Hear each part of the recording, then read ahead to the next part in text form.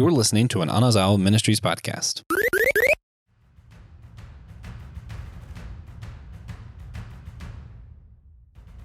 was March 4th, on the Third Age, 3019, at dawn, when finally the forces of Rohan forced the forces of Saruman into the forest to be defeated by the Horns. That's right, we are celebrating the victory of the Battle of Helm's Deep and the War of the Ring. Guys, I couldn't possibly be more excited to celebrate this holiday with two fantastic gentlemen and all of our listeners. This is Systematic Geekology. We are the Priest to the Geeks. I'm Joshua Knoll. I have spent a large portion of my day either listening to the Two Towers audiobook, watching the movie, or I actually played Lord of the Rings Conquest and personally won the Battle of Helm's Deep on both sides, just so I can say that I did it. And I'm joined by none other than Wilbo Baggins, your favorite Hobbit. Yeah, Wilbo is here, and happy Helm's Deep Day, I guess, and so excited to be here to talk about this with you all, and again, it's been a while since I've read the source material. I have a long history with Tolkien and love it, and I've read a lot, but it's been a while since I picked up the source material and read those chapters, and man, they're so rich and it's so good, and I'm really looking forward to talking about this. And I'm here with none other than Nick Polk of the Tolkien Heads. He's brought his mead with him today. Nick, how's it going, man? What you been geeking out on? I'm doing really well, guys. Thanks for having me. I've got my giant pint glass here, and so I'm celebrating Helm's Deep Day by emulating all of the victorious Rohirrim. And what I've been nerding out recently on is The Sopranos. I talked about this a little bit. Will and I did a live stream. Talked about that, going through the last season, and it's been super awesome, and I've been loving it. And I feel like I'm actually an Italian-American when I have no idea. But live, laugh, lasagna, if you will. Yeah. Also, a teaser for one of our upcoming HBO series. Nick's gonna be joining, I think Kino and Christian are gonna be the host on that with him to talk about Sopranos. It's gonna be so much freaking fun. Yeah, that's gonna be great. I have done a podcast with Trip called Tolkien Heads, and that's Trip Fuller from Homebrewed Christianity, and we did like an introduction to Tolkien class where we focused on his literary career, his biography, his theology, and that's pretty much where I got connected with you all at Systematic Geekology, was at Theology Beer Camp, which Trip put on October. So, And there was a moment when I needed to let my dog out because I hadn't been here all day, and both of you rode in my car to my house in the woods of Chapel Hill, North Carolina, to let my dog out, and then we went and hung out at a barcade there for a little while. So we got a little history here. So I'm glad that we're having a little reunion here, talking about one of our favorite geekdoms for sure. Yeah, it was kind of fun because I was like, if you've ever grew up and you went to church camp or something because you had like one other friend, or like you went to school and you didn't know anybody, that was me at Theology Beer Camp. And then I was so excited when I met Nick. I was like, this is my first friend, guys. So good time. And then we hung out, and it was like the trinity of nerddom. Yeah. So Yeah. And then I had another friend who wasn't even part of Theology Beer Camp who wanted to come by just to talk about Tolkien with us. And that was fun. That was fun. We met up a little bit at what's the name of that pinball place? Baxter Bar and Arcade, my favorite happy place. That was awesome. Other than the beach, that's the place. Yeah. So speaking of a bunch of guys talking about Tolkien, let's transition right into celebrating. I want to say this might be the most pivotal battle in maybe all of Middle Earth. Even when I really think about it, none of the other things happen without this, and a lot of your history before kind of builds up to the Battle of Helm's Deep. So you get a lot of both the history and the future of Middle Earth kind of revolving around this point, if that makes sense in the story. Yeah.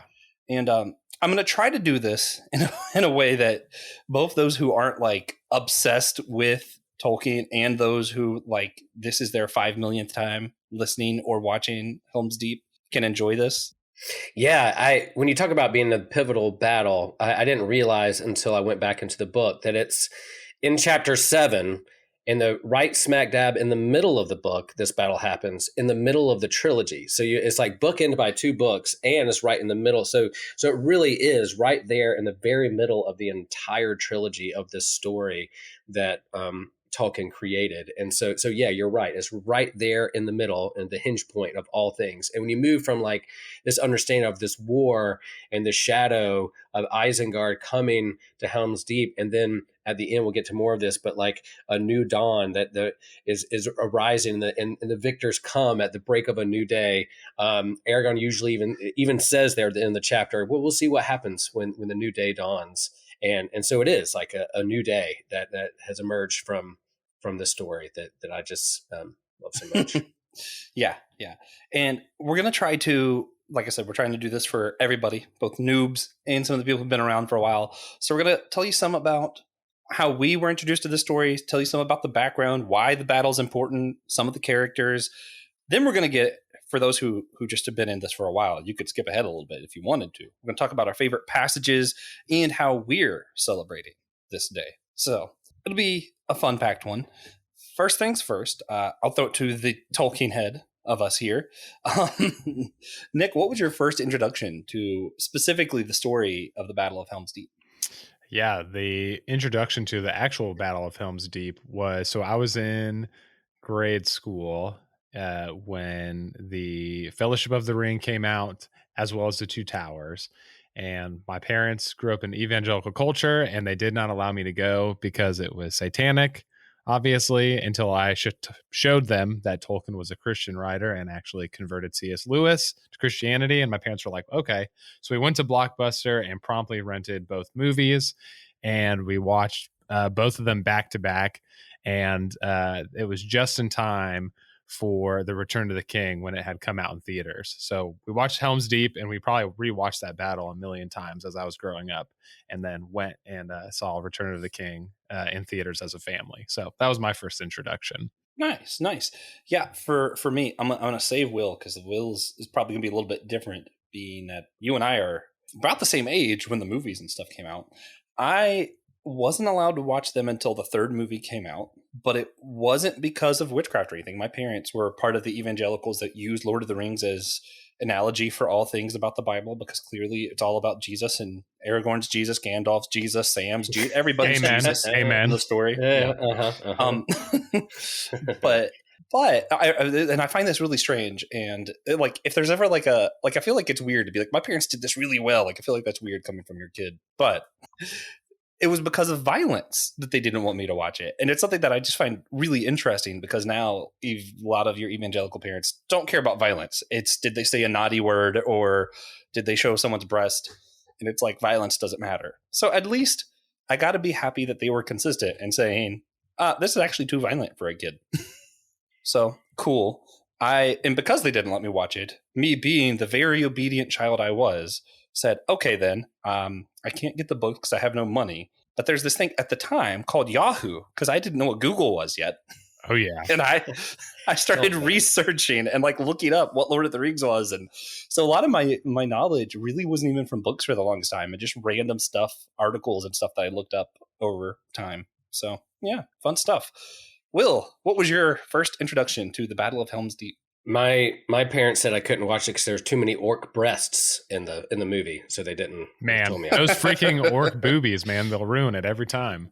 Ruined it. They couldn't. No. I am a little older, but I would say, like, growing up as a grade school kid and a punk middle schooler, high schooler, I was not a big reader. I was a punk surfer kid that read comic books and making Sunday school teachers cry. Ironically, though, I'm now a pastor. But anyway, but when I started to mature a little bit and got into college and started working at like summer camps in the mountains, in the woods, I started reading the Narnia series. I was like, man, this is really good. It's capturing my imagination. I'm like, oh, well, I heard if you really want to level up your fantasy, then you better jump into The Hobbit and Tolkien. I was familiar with like the 70s cartoons and that expression of the story. And so I knew of it. So I just dove right into the books, and then reading the books at summer camp. I was a camp counselor, a kid from the beach in the deep mountains, without any technology or TV or screens around me.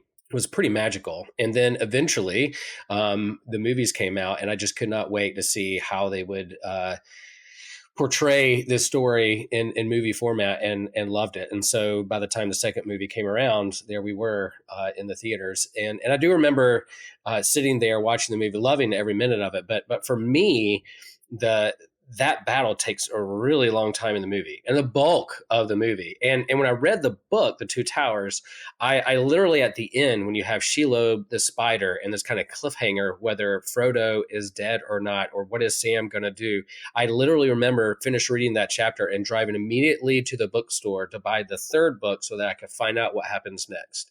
And so when they changed that up in the movie to where you had to wait till Shelob till the next movie, I was so mad and pissed off that I was like, are we going to get to Shelob? Are we going to get to this? Why is this battle taking so long? But now, hindsight, after watching all three movies and seeing what they've done, and understanding the pivotal point of this particular battle, moving it to the third to give it more time and breathing room so you don't have too much going on in one movie, I definitely understand. But that was my first reaction when I was in the movie theater. I was like, what? New spider? What are we doing? Why am I here? Why do we spend so long on this battle? But that was 20 something, Will. So they made a few major changes from the book to the movie on this one. And I'm not going to go too much into some of it because we're going to be talking about the Ints on Arbor Day. So I want to leave a little teaser out there for everybody. But one thing I did like that the movie did really well, which is something that translates better in filmography than it does literature, I think, is how they kind of bookended their themes, where Merry and Pippin felt like, we're insignificant, why did we even come on this battle? And by the end of it, Merry's giving the speech to the Ents, trying to convince them to go. Of course, we know in the book the Ents went and had nothing to do with Merry and Pippin at all. Why they went, it was because of Gandalf. But it was fun to see in this one where they're kind of mirroring that. You're seeing where three guys were just clueless and felt like they had nothing to do, that they were no longer a part of the story. Why are we together? And then at the end, they're coming together defending Helm's Deep with the forces of Rohan. And then, Sauron's story also. And it's all bookended at the same time. So you have the scene at the end of the movie where it's like flipping between different battles and what's happening with Sam and Frodo all at once. And I was like, that's really cool, and would be a headache if they did that in the book. Mm-hmm. Can you imagine just paragraph to paragraph? It's just a different scene. That would be awful. But worked out in the movie. Yeah, I think you're right. If a major theme, and Nick, you've delved more into this with Trip, but like a major theme is the bond of friendship, and how like a common enemy or a battle bonds you together. If we see that between Frodo and Sam, and then we see that with others. But here in this one, I love this bonding of Legolas and Gimli. That this is their time where they are bonding, and it is a war and common enemy and a game they're playing of who can have the most kills as they're moving along into this. And it's really there that they have this kind of mutual respect and friendship and bonding. In fact, on the edition I have of the book has them two on the cover, because that's really the theme that's bonding them. Yeah, those are some of my favorite passages too, the Gimli and Legolas passages, because this really is the chapter where you really get to see their friendship bloom in a way that hasn't before. You get little seeds before in the first book, later, and in the early parts, but really at Helm's Deep, you see even there's a part where Gimli is lost and they don't know where he is in the battle, and Legolas is distraught because he can't find his friend, not only to find him and hope he's okay, but also to brag about him upping his score and potentially beating his friend. Okay, pop quiz then, Nick. Pop quiz as the token expert. How many kill shots did Gimli have? Oh, Lord, I'm thinking here. I'm going to say it infuriates me. He had 42. Yeah, okay. There you go. Nice. Nailed it. And the only reason I know that is because I just read it again today. But 42. And so then how many did Legolas have? I think he had 39 or 40 because it's 40. I'm going to say 40. Yeah, very close. He said there's one. You beat me by one. Is kind of what he says. He says in the movie. Okay. In the movie, this is what I thought the movie did this a lot funnier. Yeah. Gimli says, how many did you get? And Legolas says 42, which is my favorite number. So I was like, okay, Legolas should win. That's the perfect number. And then Gimli says 43, and he's sitting on the guy, his axe in the guy's head, and he's still twitching. So Legolas shoots him and goes, okay, so mine's 43 now. And it's like, man, that doesn't count. That was beautiful. And their friendship, too, really means a lot when you think of the history of dwarves and elves and what's going on there. So, and I feel like that's one sad thing about the cinema version is how many people saw Lord of the Rings before they saw The Hobbit. So they didn't quite understand how significant that relationship was. And if you did understand, it was like, man, that's a powerful friendship, really. Well, and one of the things that's cool about, you were talking about the things that cinematography does better, and even when directors and film writers kind of rewrite some things, it just feels better. And I think you capture people's attention who normally wouldn't have read Lord of the Rings, which was me. I was also similar to Will, where I was a punk as well, and I actually was like very resistant to reading. But later on, because I was familiar with Tolkien and I was bored on the summer and I was working at a summer camp and I couldn't use my phone, I just read Lord of the Rings. And so, yeah.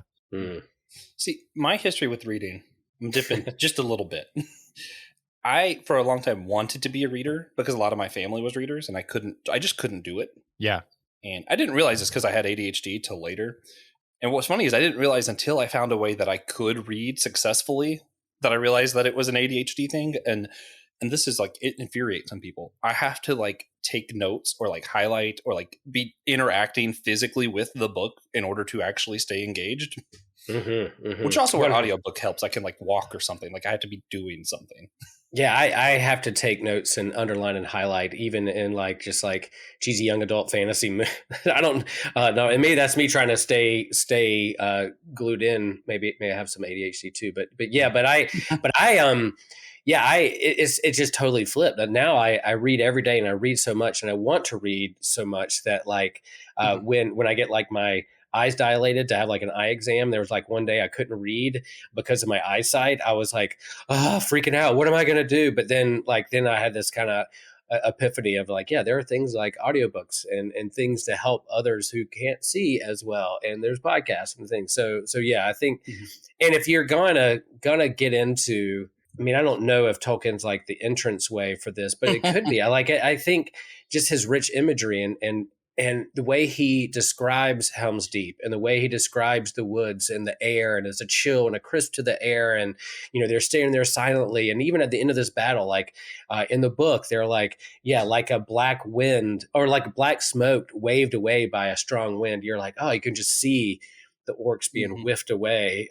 It's so powerful and so good. And yeah, and he also does a really good job at describing things that I wouldn't be able to describe, but I can still see what he means, if that makes sense. Like He's talking about the Ents and he's like, they look young in a sense that they're vibrant in this kind of way. And you see like the life and the spark of green in their eyes, but they also look old. You look in their eyes and you could tell that there's years behind them. And I'm like, that makes no sense if I'm just trying to visualize it like word for word. But at the same time, I know exactly what he means and I can see that. And he does great with that. However, we're not just here to critique his writing style.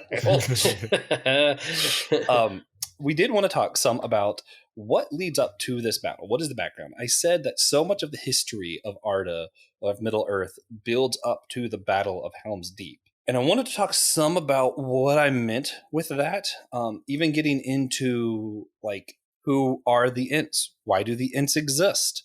And why is Helm's Deep called Helm's Deep? So, Nick, how much do you know about all this? Let me throw it to you for a second. So I know the development of the history of Rohan, and I can't give you specific dates about when Helm Hammerhand, who Helm's Deep is named after, and the building of that, and what year, and like all the legends behind it. But I do know like the War of the Ring, which is in the Third Age, like you said, 3019 is when this battle takes place. And basically, in the War of the Ring with Sauron coming back, and how that eventually leads up to Helm's Deep. With Saruman. Yeah, there's really so many different parts of the history you could talk about. Right. I know you mentioned some of like specifically Helm's Hammerhead. So originally, and I forget what it was, but Tolkien actually had a physical place he had visited that he had in mind when he's talking about Helm's Deep. but his armies took fortress in this kind of crevice between the rocks, more or less. Mm-hmm. And later they decided to build what's it called? Is it Horn? It's Horn something. You know what I'm talking about? You're talking about the Hornburg, or are you talking about the name before that? Yeah. Where they build the Hornburg there. Yeah. Well, what's interesting is, and this is part of what I was talking about some before we even started recording.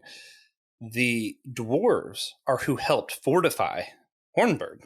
So the men called on the dwarves to help fortify it. And if you didn't know, with the creation of the Ints, Yavanna, I think, is the name of the Valor who requested the creation of Ints. That's right. Yeah, she did it because dwarves were tearing down the forest to build things. Right. So which is interesting when you think about that background and you look later on to this battle. What were the forces of Saruman able to make it through? The fortified, the structures that were built by the dwarves and man. And when they finally drive back the forces, what finally defeats the forces of Saruman are the trees. So I thought that was really fun part of the history when you really think about it. You're like, okay, see what you did there, Tolkien. Yeah, there's Like a lot. that. There's a lot of ironic turning, and for people, we won't get too much into the weeds of the history of dwarves and Ents. But Yavanna was actually married to the Vala Aule, who was actually the one who created the dwarves, and so it was almost like a heated spouse battle where it was like, these are my freaking, these are my dwarves, and she's like, well, these are my Ents, and so of course then Yavanna goes to the lead Vala Manwë and says, hey, help bring the Ents to life, and he does. And of course, like you said, it's this ironic turn of what actually ends up saving the men in those battles, and the dwarves and elves is Ents and Huorns and nature. Yeah, very cool. I love that. So it's not the man-made structures of towers and walls and stone, but rather the creation that men are originally a part of and kin with that saved them. Is that what you're saying there? I think to a certain extent, because if it wasn't for men's action to participating, I think it's more of a reconciliation with more like Josh said, like that. I think more credit probably goes to Gandalf and his reconnecting with the Ents and all that.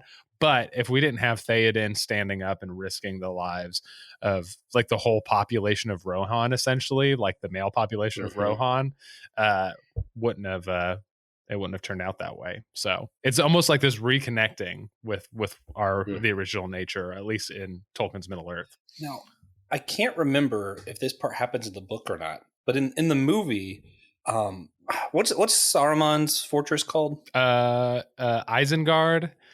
Yeah. There's another word. I forget what his tower is. Yeah. Orthanc. Okay. Yeah.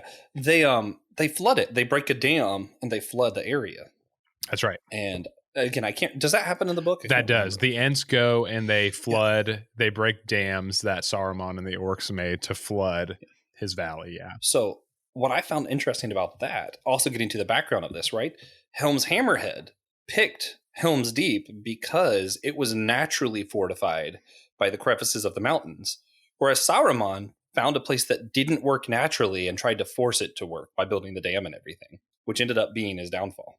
Well, one of the cool things that connects to the history of that, and we can talk about just why Helm's Deep is significant, and even where its positioning is, and where Saruman is in the relation to the war, is that Orthanc, Isengard, that tower, was built by the first men of Numenor who came to Middle Earth.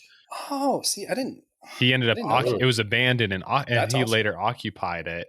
And part of the reason why it was abandoned was because Numenor became this colonial power and became prideful, and it split a bunch of kingdoms. And of course, there's broken kingdoms, and there's just a downfall that pride initiates. And so Saruman goes and takes over. And so part of it too, like you said, not only the strategic positioning of that fortress at Helm's Deep, but it's in the center of the map. And so we've got Gondor, which is southeast, right against Mordor, which is in the east. And then there's south, which is the Southlings are going to come and attack. So the only people are basically Rohan in the middle. Southeast, we have Gondor. And now we've got Saruman in the west. So there's almost this pincer going on that's basically going to destroy men. So if Saruman had captured that, it would have basically guaranteed the downfall of Gondor as well. So it's a defensive position for Rohan to defend themselves, as well as the ongoing attack to Gondor, as well as if Saruman had taken that. Yeah. And we know the Battle of Gondor is also significant for Sam and Frodo being able to sneak past the forces to get the ring into Mordor. Right. So all of Arda really is at stake here. And you know, when we're talking about the background of it, layered onto this also is how Saruman is getting his forces and why Saruman's getting his forces. Saruman, if you remember from the last book, kind of threw in the towel already. It was like, Sauron's too powerful, we might as well join him. And he's just after power and trying to survive himself. And the way he does that is by creating things. And he's tearing down the trees to build these Uruk-hai and what was it, with a half orc, half men. I forget. Do they have a name or are they just called half orcs? They're called half orcs. We won't get into the weeds of orcs, but it's unclear what kind of orcs Uruk-hai are and what kind of orcs he uses. Yeah. Also, if we talk about the weeds of it all, it's also interesting because he's breeding them, so it's not like they're coming from nowhere. Right. So he's breeding them with the earth and like tearing down trees to do it, and it's like, how exactly does that work? And then it also gets really cloudy when you think of like Tolkien seems to never make up his mind whether orcs were the creation of Morgoth or were orcs just tormented elves. Who knows? Right. He's said both at some point.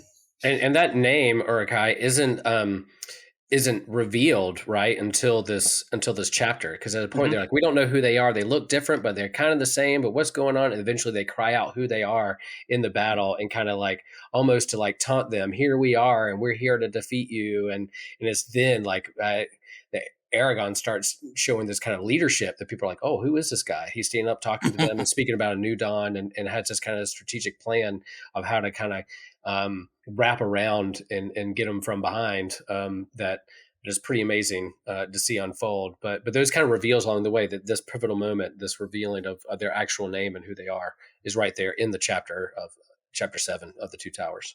So for those who are completely lost,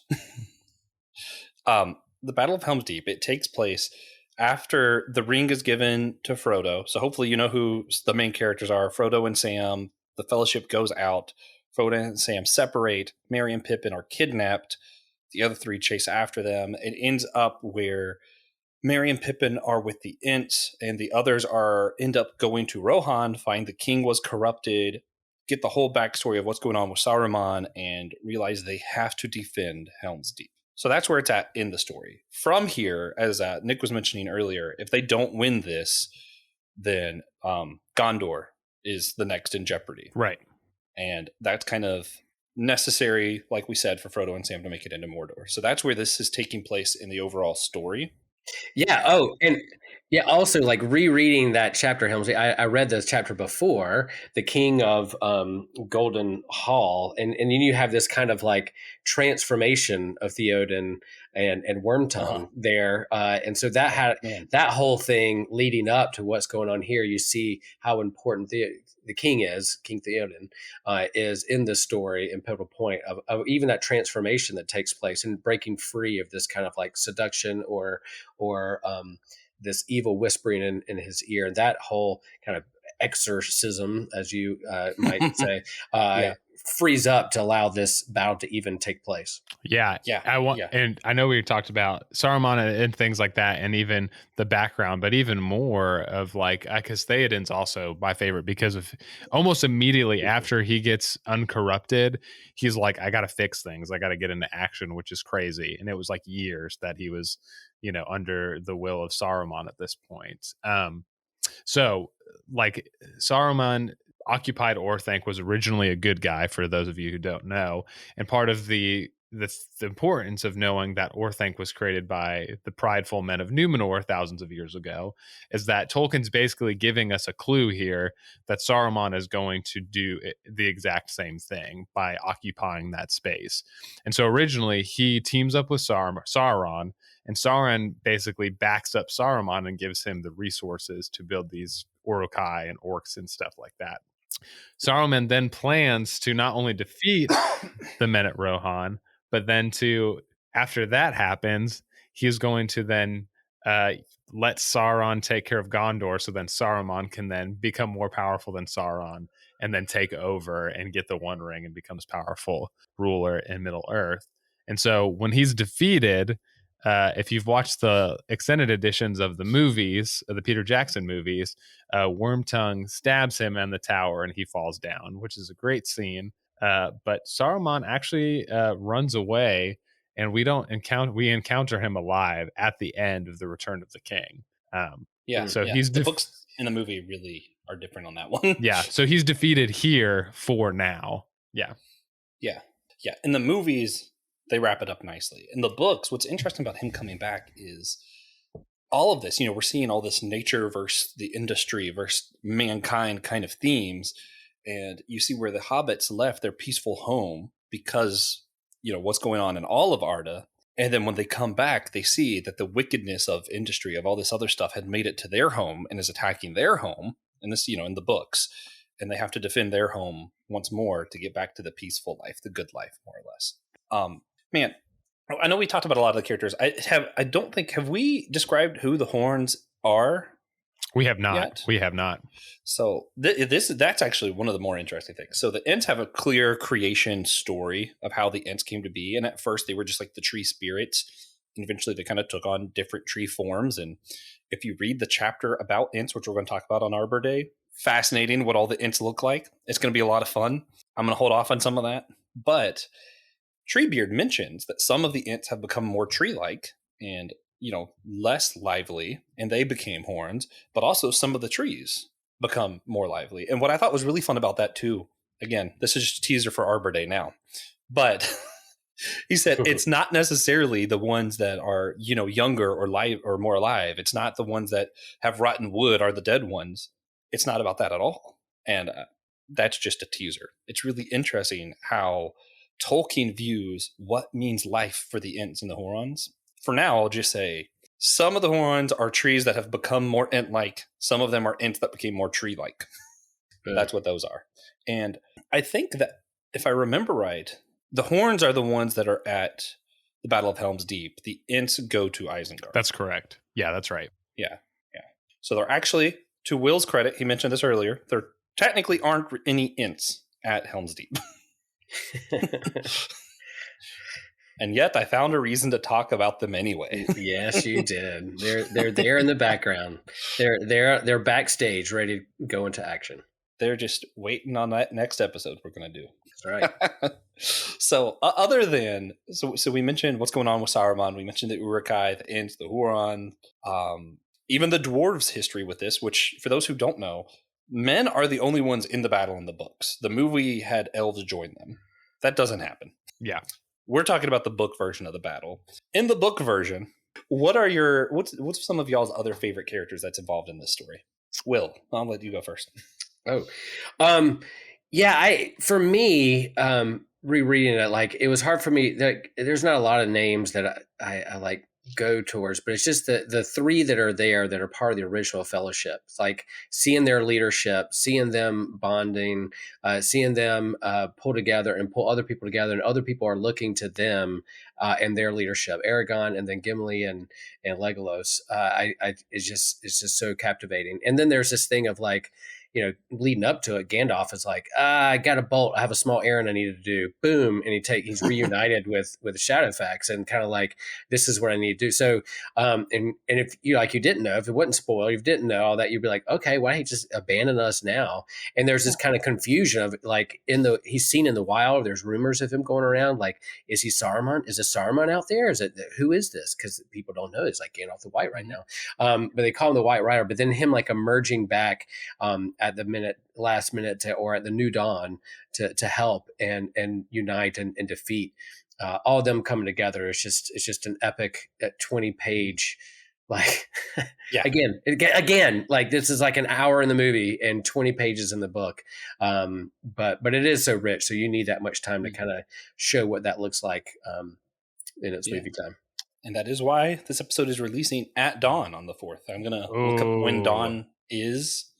So if you get that notification on your phone at like 6:32 a.m., that's why. So Joshua, or if you're on YouTube, it'll have the premiere time, and you'll know when dawn is. And Joshua, that makes Joshua the Gandalf the White of systematic geekology. So. I like it. I like it. Perfect. I don't know. I feel like I'm going bald before I go white for some reason. It's okay though. I mean, bald people are super hot, so it's fine. Yeah. They're super cool. They're super cool. Well, I'm just going to look like a supervillain though, because I've had brain surgery, so I have this big scar all the way down my head. Dude, supervillains are in right now. I mean, people watch documentaries about like Lex. serial killers, and like people love serial killers. So even that Nick just came on our show to call me a serial killer. That's right. 100%. Urukai. You're an Urukai. Yep. You're an Urukai. That's it. Like,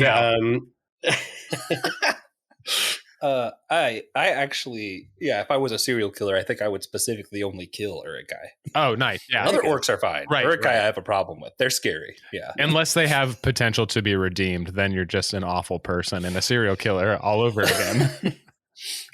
And be looking out for our new What If episode. What if Urukai were redeemed?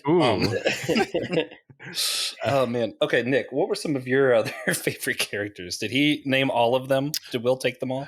Well, I mean, it's hard because the people who get the most prominence in that chapter are already the favorites, right? You got Gandalf, Legolas, Gimli, Aragorn, like they're everyone's favorites. You got a couple of people like Hama, who he's a leader in Rohan. The current leader of Helm's Deep, who ends up coming with Gandalf. I can't remember his name, but he's really cool. But probably my favorite is Theoden in this chapter. One of my favorites, because they do. Stole mine. See how this. Yeah, he's just so good, and like the emotions that he does. One of the things the movie does really well is they capture just how almost defeated he is. He's proud, but he's also defeated. And I think one thing that the book does that the movie kind of does wrong is that he's like, Theoden's ready to admit defeat, and Aragorn is the one who's like, we're going to ride out, we're going to go out with a bang. But it's Theoden who ends up making the speech in there because he's a king. And that's something that's weird that the movies do wrong. Aragorn, and I get it, but like Aragorn is like, oh, the reluctant king. And they even do the same thing here with Theoden, where he's like the reluctant leader. And they have to have other people motivate them. But I love Theoden in the books because he's just like, I'm going to go out. We have our backs against the wall. We are going to face these monsters and make an end of it. And that's now, did he lose his son as well? Didn't he lose his son? His son is already so there's dead, part of that grief that he's experiencing, and what am I going to do with the rest of my life? What do I do with this grief? How do I channel it? What do we do in our tragedy? And do I channel it for the good, or do I let it take over the other direction? So and Nick, you were mentioning some of this earlier, and it kind of triggers for me because Theoden is one of my favorites in this too. It's funny how and this is what's great about literature in general. You could read something and it means something different to you at different points in your life, and the authors are okay with that. Yeah, believe it or not, they're okay with. Tolkien has no problem with me reading it either of the ways that it's impacted me in my life. I think biblical writers were cool with that too, y'all. Just I just thought I'd throw that out there. So I remember the first few times that I encountered Theoden, I thought of it much more like my Pentecostal upbringing. And I still think there's a lot of truth in this of, he was kind of possessed. He kind of had this darkness about him. And when he was redeemed, when he was brought into the light, he saw all the harm he did, all the evilness that he caused, and he immediately wanted to do something right about it. And I like that story. Now I'm reading it as someone who has gone through a little bit more and seen a lot of other people's stories who dealt with the darkness of the church, who had their eyes open to the problems of some of the more constrained part of the church. How the church has been propagating a lot of hate and a lot of different stuff, and had their eyes open and deconstructed their faith and realized I could still love Jesus, but a lot of what I was doing in the name of church was really harmful, and they want to go and fix that.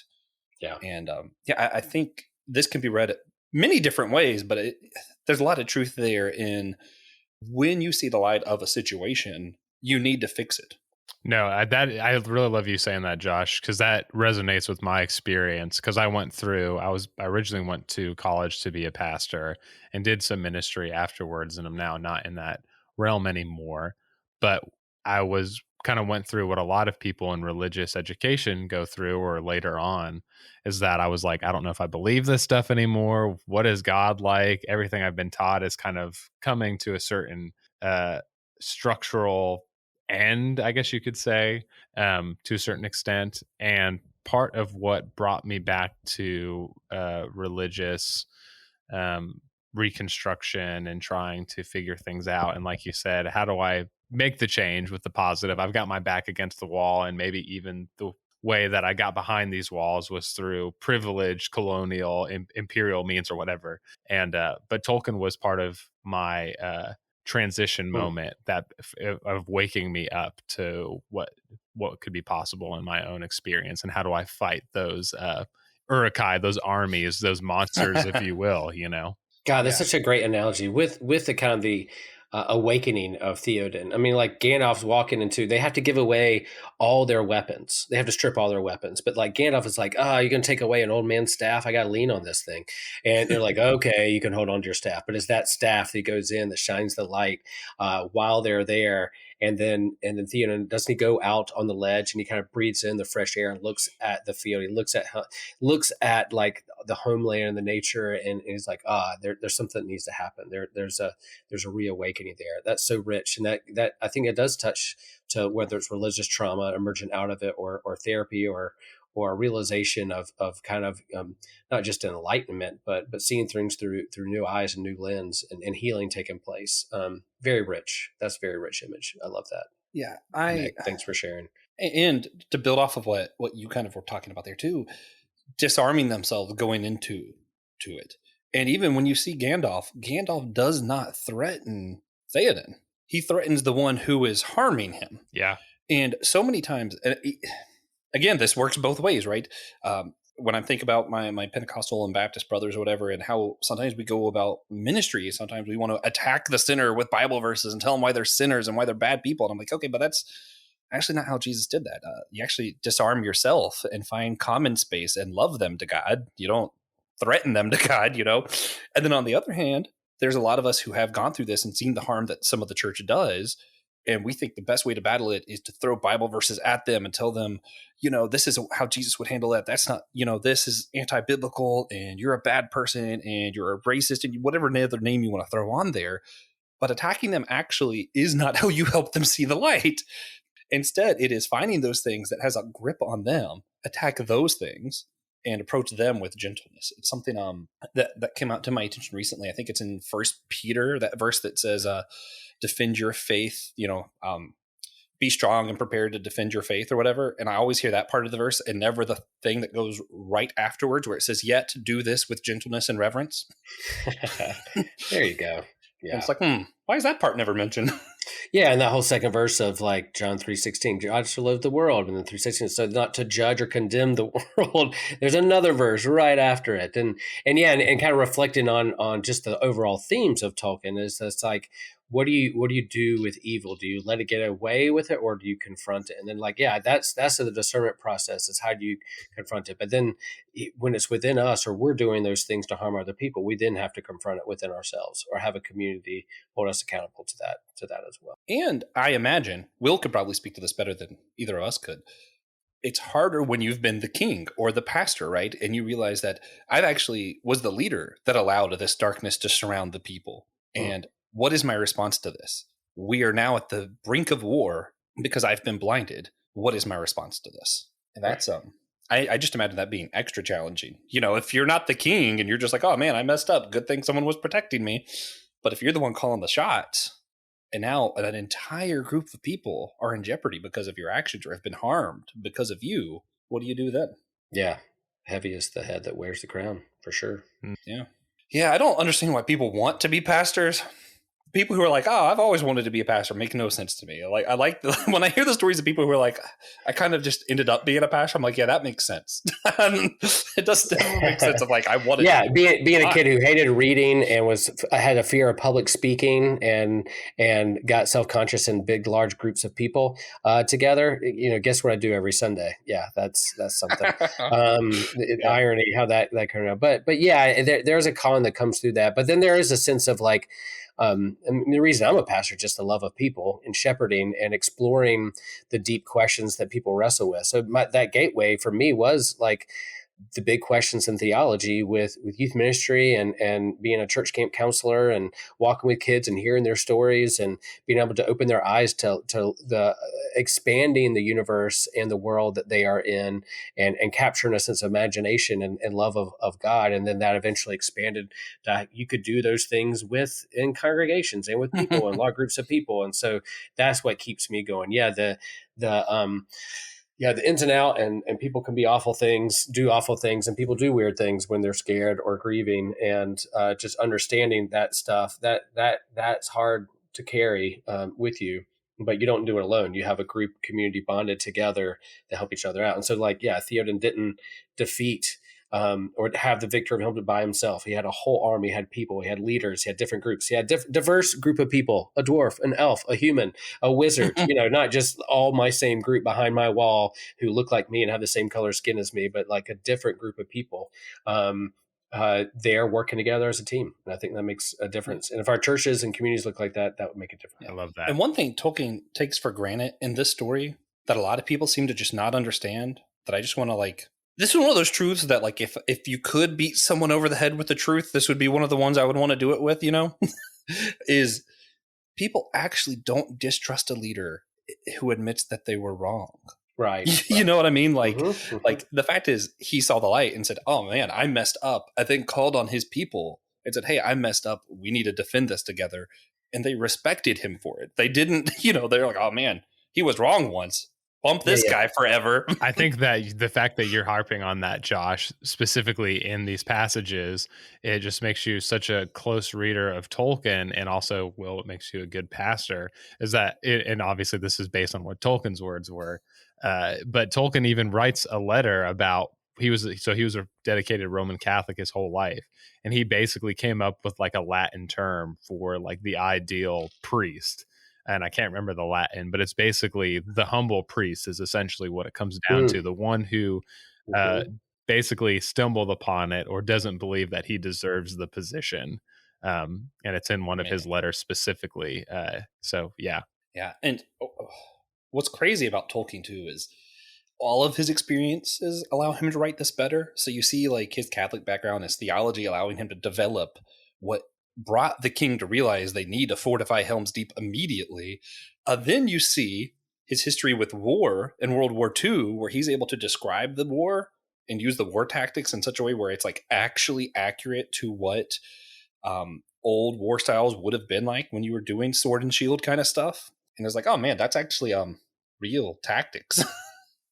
Yeah, going back into kind of leadership, because that's a big part of Tolkien too. A person that I admire and look to is Brene Brown. She has a couple TED Talks out there and great books, but she has a book called Dare to Lead. And the whole thing is about like, you don't have to put up a front that you're the strongest and the most right of all situations. I think we can look at our political leaders and look through that too. But like, you don't have to pretend to have the right answers, but rather you stay curious and you ask the right questions rather than having all the right answers. There is a sense of being vulnerable and being honesty with your vulnerability and weakness and imperfection that is attractive to others to say, I can be a part of that too. So yeah, a great book on leadership to read. We're not doing recommendations yet, but Dare to Lead, Brene Brown.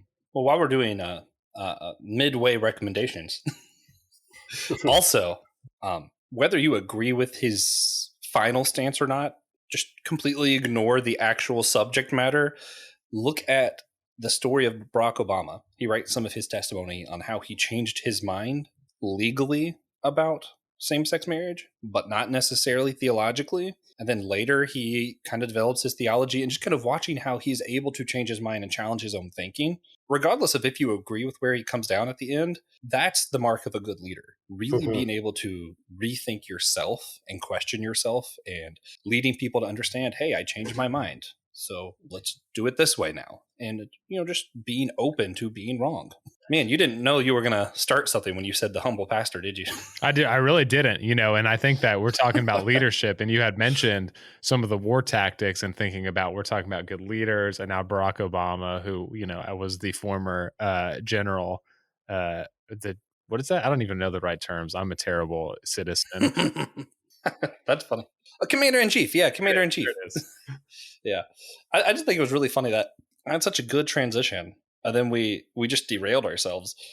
So, yeah. His history with World War II also brought some wild war tactics that were actually really accurate into the story. And that's part of what made me want to talk about the Battle of Helm's Deep. Is I heard a podcast.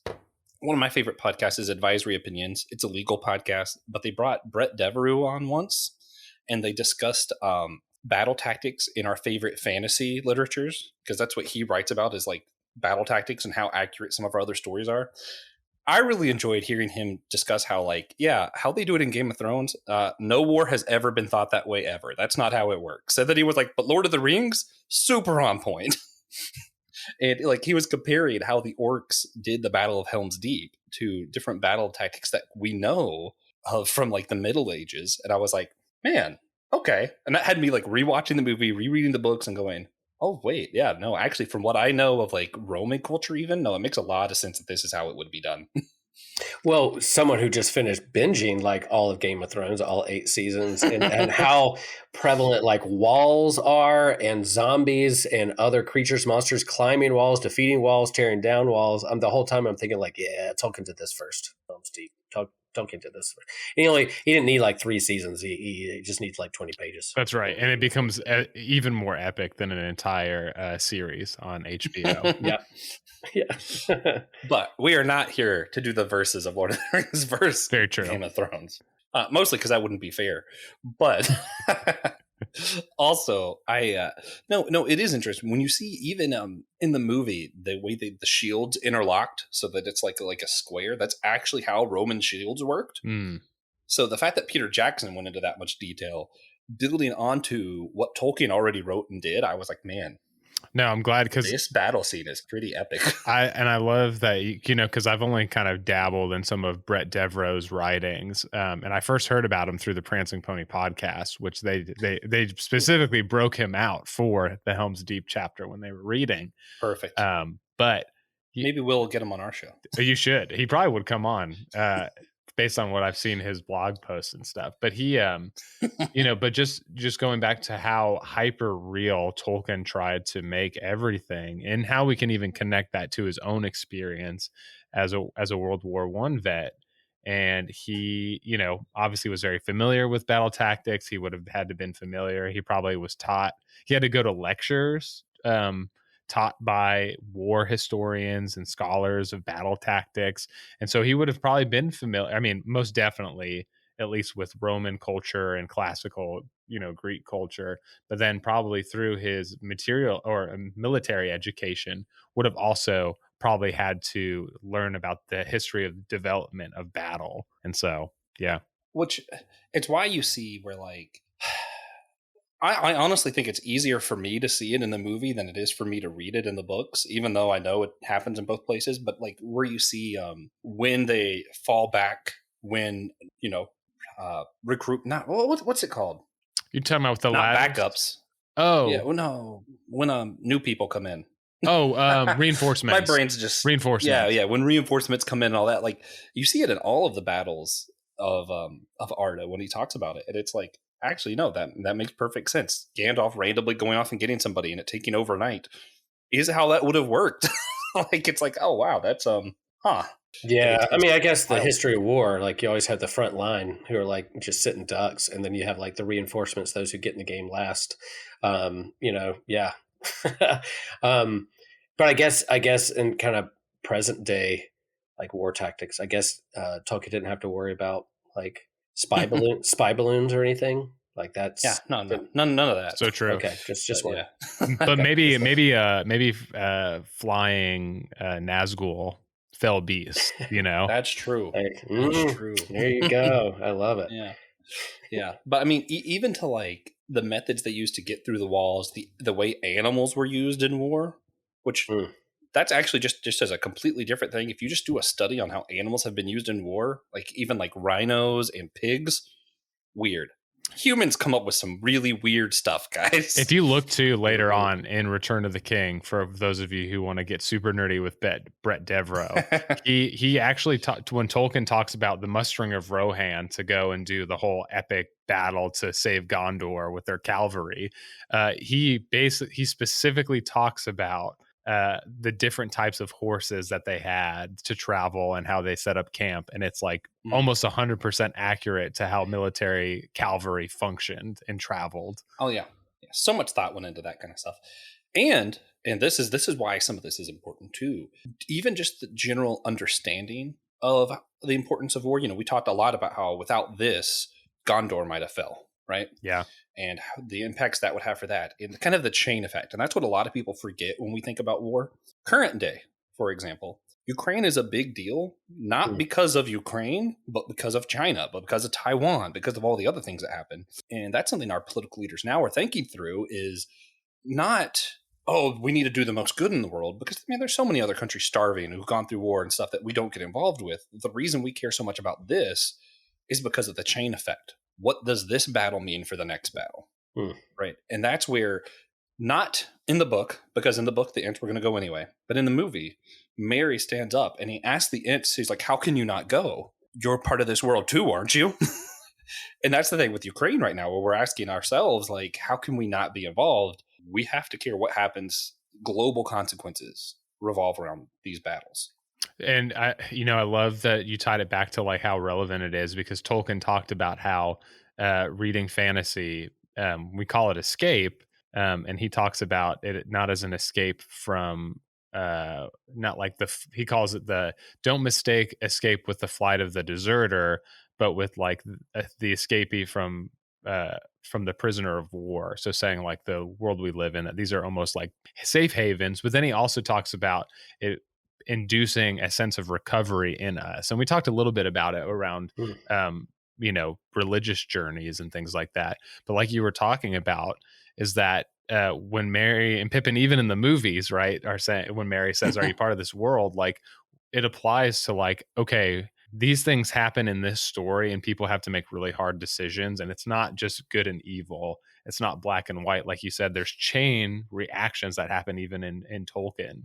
And so, like you said, it can even refraction our maybe black and white perspective that we had about current global politics or conflicts, Yeah.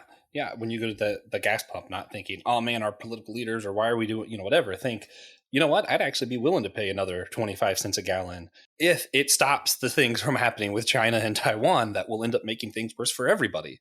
And yes, that's a small price to pay for us, a bigger price to pay for our government. But like, it does come down to everyone having to think, what is our part in the world? Mm-hmm.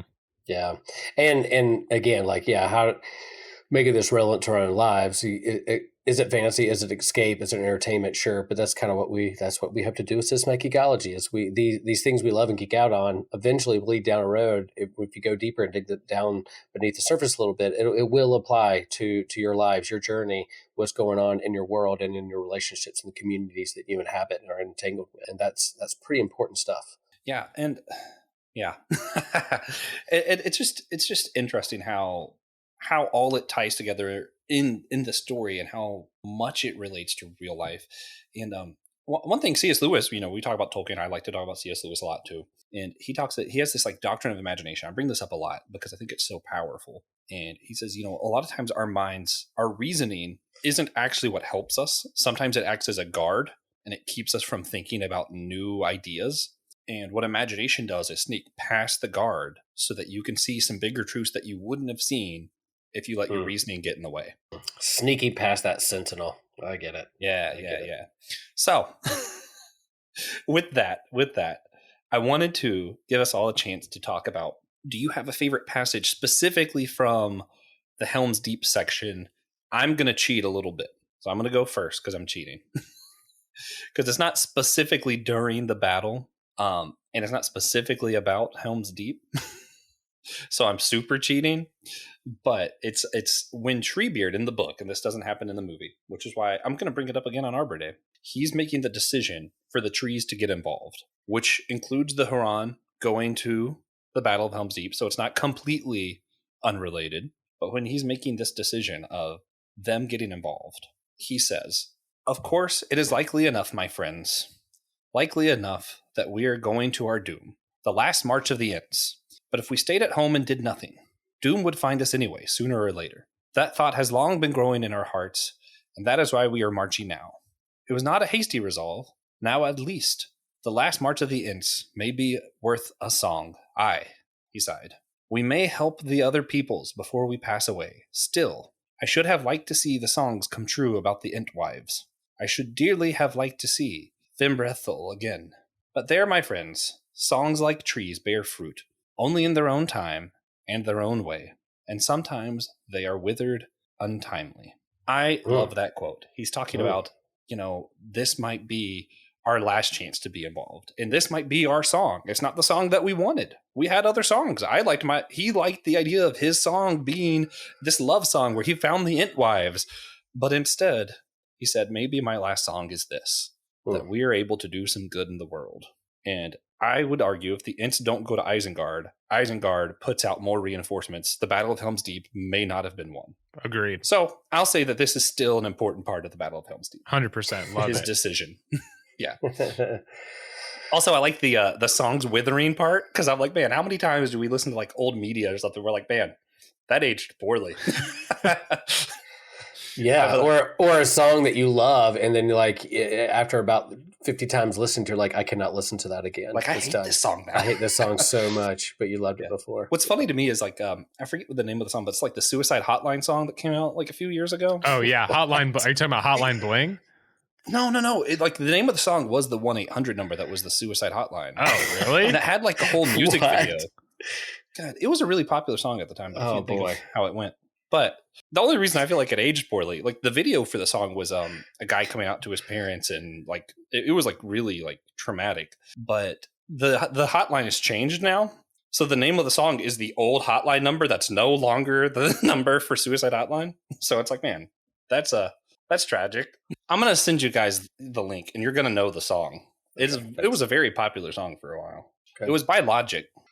Okay, I'm ready. Yeah. Anyway. Did either of you guys have a quote or passage that you wanted to read from Helm's Deep? I do actually. It goes back to Theoden. So one of my favorite things in Tolkien is that Tolkien is not afraid to be complex. He's not afraid to be paradoxical, and he's not reconciliatory all the time, which is kind of how human experience is anyway. We just don't make sense. And one of the things I love is that he says he's the most hopeful human being and writer, and he's also the most cynical and almost tragic writer in person. And you can see it kind of arise in his writing and his dialogue and the way he describes things. And one of the things is Theoden basically losing hope that they're actually going to win the battle.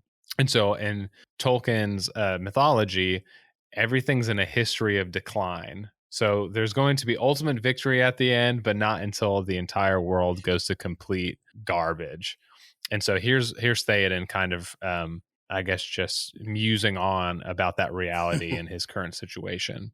So he said, "It is said that the Hornburg has never fallen to assault," said Theoden, "but now my heart is doubtful. The world changes, and all that once was strong now proves unsure. How shall any tower withstand such numbers and such reckless hate? Had I known that the strength of Isengard was grown so great, maybe I should not so rashly have ridden forth to meet it for all the arts of Gandalf. His counsel seems not now so good as it did under the morning sun." And then Aragorn says, "Do not judge the counsel of Gandalf until all is over, Lord." And so part of it's all of that thing where it's like everything I once knew and all the tales I grew up being told, like as I'm currently kind of reinterpreting the experiences of my past and letting it inform my present experience, it feels like everything's not panning out the way I've been told. The cynical decline. And then, of course, Aragorn, and he's even questioning Gandalf, who's like this representative of God and hope and victory. And he says, "I don't even think I shouldn't have done this. Gandalf said this, and I'm questioning myself." And Aragorn says, "Just wait until the end. You don't know until the end." and it's the most cynical, hopeful, beautiful passage. That one of them in this chapter. So yeah, that's a good moment. That's hard to follow, guys. All right, so I'll read mine. There's a couple images there that I really like as his rich imagery that he lifts up. One of them, I do like Aragon looking out and talk about the new dawn emerging, and then with new dawn come reinforcements. And then there's this other part too where he's describing this storm of this tempest of war that's on its way when they don't know how many orcs are coming because it's dark on the night. But then like all of a sudden the storm comes and a literally flash of lightning kind of flashes the air. And then they're then in that brief moment like to see how many orcs there are. And then they're like, oh crap. And then it disappears and they're again back to blackness. That imagery of like just a quick reveal of what you're up against is so rich and so good. But this is the part I want to read about. There's one where it says, Gimli stood leaning against the breastwork upon the wall. Legolas sat above on the parapet, fingering his bow and peering out into the gloom. This is more to my liking, said the dwarf, stamping on the stones. Ever my heart rises as we draw near the mountains. There is good rock here. This country has tough bones. I felt them in my feet as we came up from the dike.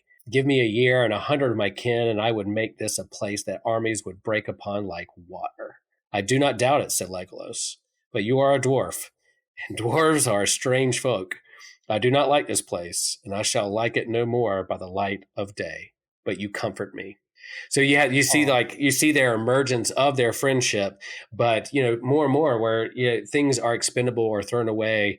We talked about sustainability, but this whole I want to lean into more of the country with tough bones or hard rock that's going to stand the test of time. And so what is it that lasts? What is it that's going to fortify you in your life? Is it that which is just expendable and can throw away or use once and toss into the sea or into your garbage bin, or are you going to have something that really stands the test of time? So him like just that pregnant pause of the gloom of war, but then going, we have a good foundation here. Is that foundation the rock that he's standing on, or the friendship that is emerging between Legolas and Gimli and the people that are fighting this war together?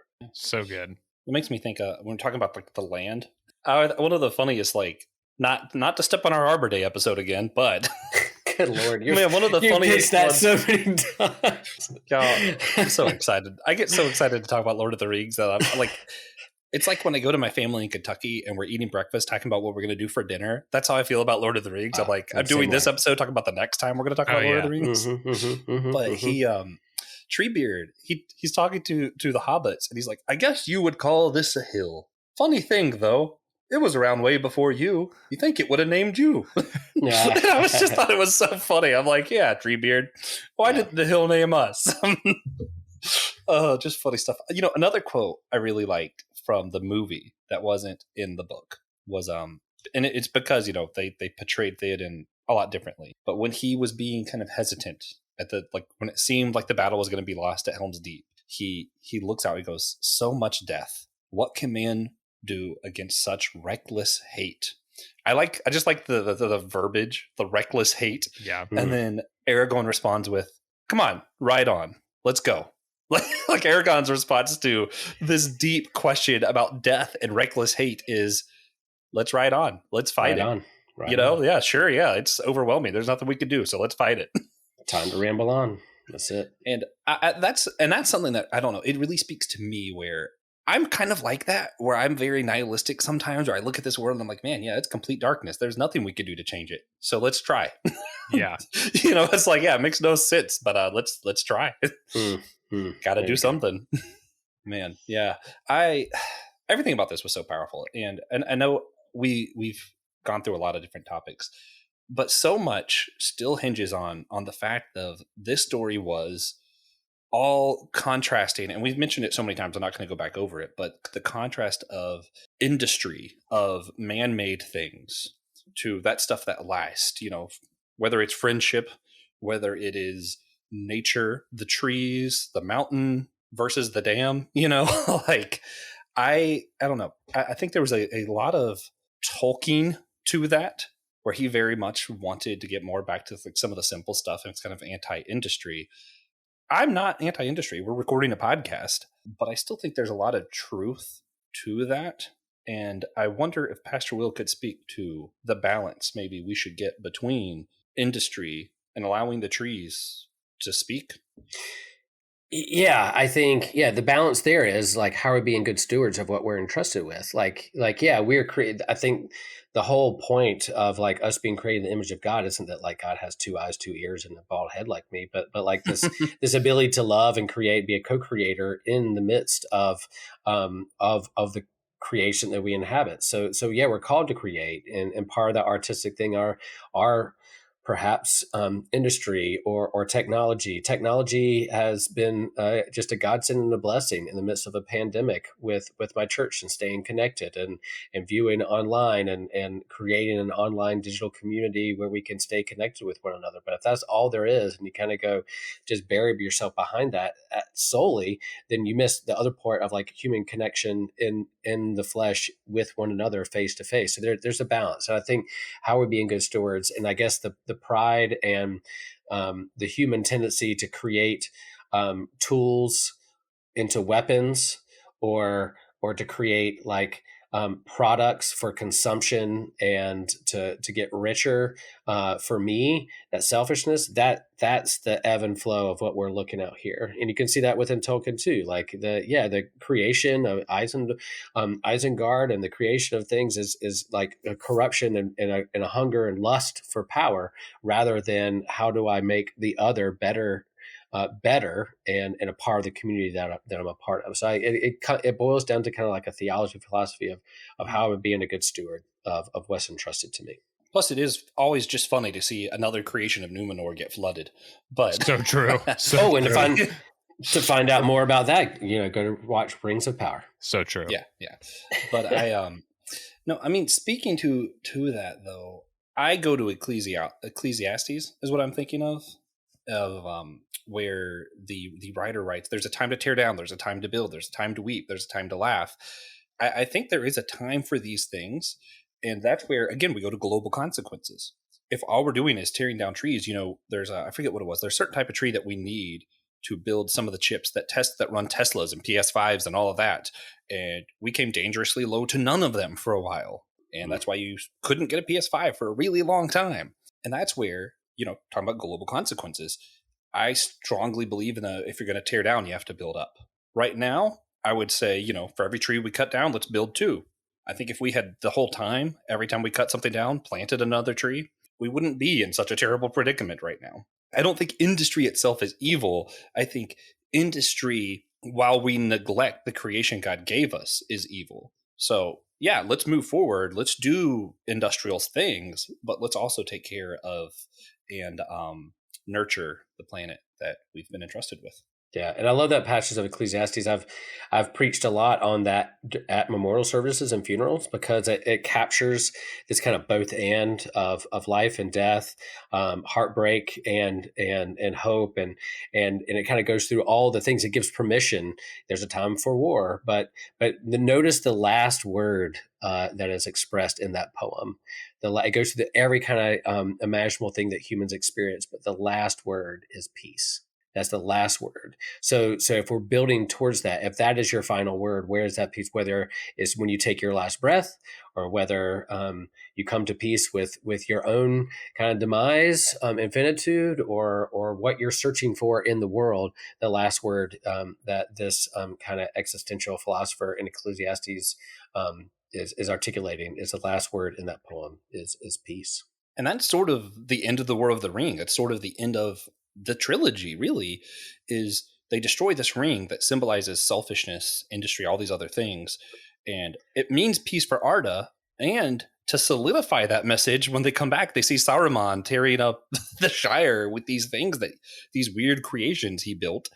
And they have to fight. There's a time of war to be once again rewarded with peace in the Shire. And I think that's where we all want this image of the Shire. We all want to go to New Zealand, chill out in Hobbiton, right? Amen. But sometimes in order to get there, we have to be willing to grow. We have to be willing to tear things down, do the industry start, and then we have to know when to plant, when to let life nurture and develop and actually prioritize that. Yeah. I think, yeah. And I heard there's actually waves in New Zealand too. Like you could even surf. I don't know how far the Shire is from like a good point break, but it's a little colder. But man, I'll put on a wetsuit. I'll surf a point break in the Shire. It sounds like we just need to make a systematic ecology trip. As with me, I will hide in one of your briefcase if y'all go, and then you're a part of it. Okay, you're a part of it. You'll be. It'll be a we'll be like the tour guide. We'll be the Fellowship of the Ring with different podcast characters coming together and taking a journey. Yeah. Perfect. Well, did you guys have anything else you wanted to mention about the Battle of Helm's Deep, or just this book in particular? Just to say, if you are a fan of the movies, the New Rings of Power show, or even the old timey cartoon animations, that's great. Keep loving those things. But if you have not read Tolkien's Lord of the Rings, or even The Hobbit or The Silmarillion, I would encourage you to do so. It just brings a different element to the story that just gives you a different perspective and a different richness that can add to your nerdy Tolkien experience. Yeah. So Nick, people knowing that I'm a Star Wars fan, they ask me what order to watch Star Wars in because there's so much content. So what order, if they're like, I want to start reading Tolkien in this Lord of the Rings mythos, where do they start? So I will give you the chronology of the canonical books, and then I will give you my reading suggestions and what order to read them. So chronologically, there is the Silmarillion, which is like the prehistory to the Hobbit and the Lord of the Rings for like thousands of years. Then it goes to which I've tried to read and got about halfway through. Yep, it's a rough time. And then that's the Hobbit, and then you've got Lord of the Rings. I would suggest reading the Hobbit first if you are new to Tolkien specifically, or new to reading Tolkien. It was written for children in the 30s, so it's more lighthearted, but it's also like written for a different time and in England, so it's a little more above reading level for children. So it's still enjoyable to read as an adult. And then if you liked it, go into Lord of the Rings, and then if you read Lord of the Rings and you get to the appendices and you get the references to the histories of dwarves and elves, and you're like, I have to know more, then read the Silmarillion, and that's my suggestion. Alternative suggestion. Okay, give us to us, Josh. If you don't want to read the Silmarillion, what you could do, just read the Ainulindale. Then pick up, there's a book that is The Fall of Numenor, and it's just a re-edited version of all the highlights from the Second Age, and that's all the key points you need to know. And it's a little bit more digestible. Yeah, 100%. But I'm all for reading the whole Silmarillion. It's actually my favorite. Dude, me too. I've read it more than any other of Tolkien's books. So perfect. We could be psycho together. Yes. Love it. Yeah. Oh man. Good stuff. This is just great conversation, great things to discuss. And I don't want to stop, but I think we've hit a point for the Battle of Helm's Deep. We need to let them know how we're celebrating. When you're listening to this, even though it's dawn, there's a strong chance that I have mead on hand, because I'm just like, you know what? This one day, I deserve to celebrate this battle, and I'm just gonna do it. It's just a medieval mimosa, you know? That's all it is. Yeah. I forget where it comes from, but there's at least one place near here that ships it in. That's Dragon Blood mead. It's so good. It tastes like Is the name Smog? No, it kind of tastes like a pomegranate, a very pomegranate, pomegranate-y, but it's mead, so it's honey. And then I'll definitely be eating some form of red meat, probably a roast with some potatoes. Nice. Yeah. Yeah, I actually had to leave beer camp a little early on that Saturday because I was doing a wedding at a meadery, and they paid me in mead, so that was fun. Cool. That's nice. First time ever. So is that how you're celebrating Helm's Deep too? Then? No, I think what I'm going to celebrate is I'm going to have 2 breakfasts that day. It's going to be at dawn, so I'll wake up and do some bacon. I'm going to do that too now. Yeah, I'll do bacon, and then I'll turn around and have a second breakfast and do like some like incredible omelet. I'm a pretty fantastic omelet maker, so I could create a cool omelet. Yep, I'm an omelet master. Yeah. Now I want to go to Will's house for omelet. There you go. I'll do it. Well, that's what you'll make us on our trip right before we get on our flight to New Zealand. We'll spend the night at your house, make us omelets, and then we'll go to New Zealand. There you go. Man, this is shaping up nice. Yeah. All right, Nick, how are you celebrating the victory of Helm's Deep? So I will probably be doing something similar to I love breakfast. I love pancakes, especially the carby stuff like biscuits. I love bacon, all of that. So that's probably how I will celebrate. Gravy, delicious. Get it. Oh, love it. I make a mean gravy. Ooh, okay. Well, yeah. When we're at Will's house, you will make the biscuits and the gravy, sir.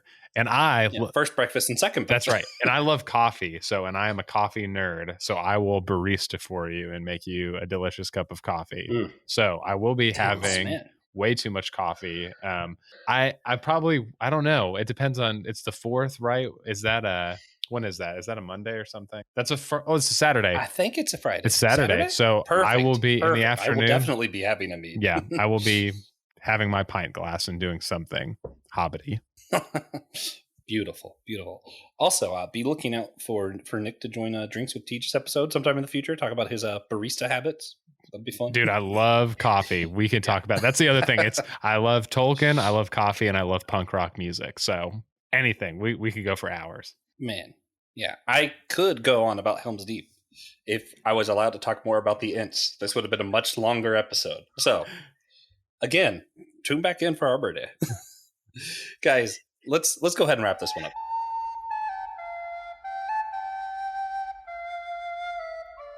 Do you have any recommendations for us all today, Will?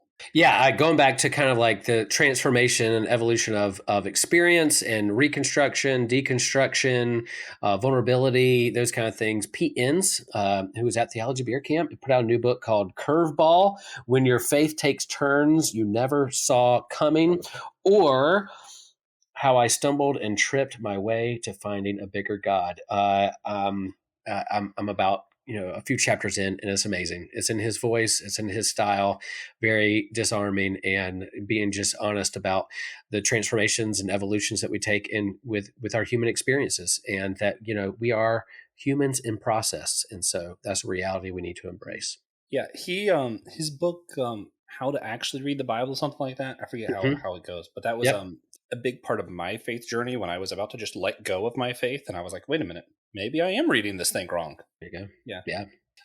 Nick, do you have any recommendations for the listeners? Yeah, I am. This is going to be a music related one just because I have recently been listening to this band called the Flatliners. I've been listening to them for a while now, but they came out with a new album. I think it was last year. But they are just a good mix between like classic rock and roll and punk music, and they're signed to Fat Records, if that means anything to you all listeners.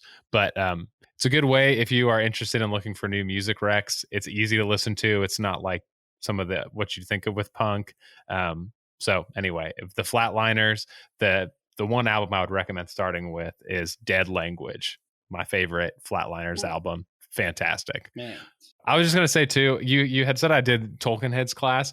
I also, if I might be so bold, I started a new Substack called Tolkien Pop, where I talk about the intersection of Tolkien and pop culture. So if you're interested in that, I would be so happy to be a nerd with you at my Tolkien Pop Substack. So yeah. Send me your Linktree. Oh, okay. Link, and I'll put it in the show notes. Thanks, man. Because I know it has all your stuff on there. Yeah. Because I was looking at it the other day. What I was going to say about music stuff. Another weird blend. Judah and the Lion is like folk hop rock. Ooh, yeah. If you guys want to hang out with me at some point, I'm April 22nd, I think it is. They're going to be in Wilmington, North Carolina. I'm going to be there. I'm trying to convince Will to come join me.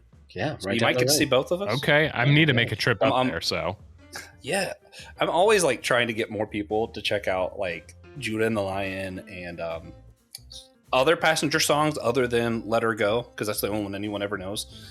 And I love folk. My recommendation though is going to be something we mentioned earlier, the Advisory Opinions podcast episode with Brett Devereaux. It was a fantastic, like one of my favorite single episodes of podcasts that I've ever listened to was that one. It was so much fun. It was so cool.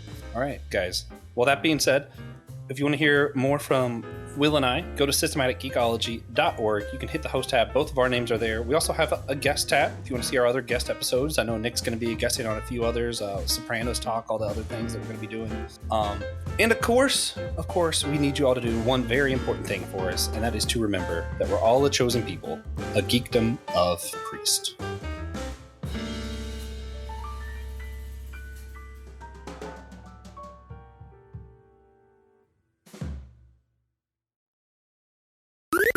This was an Anazao Ministries podcast. If you enjoyed this show and would like to learn more about our network, be sure to check out the Anazao Ministries Podcast Network.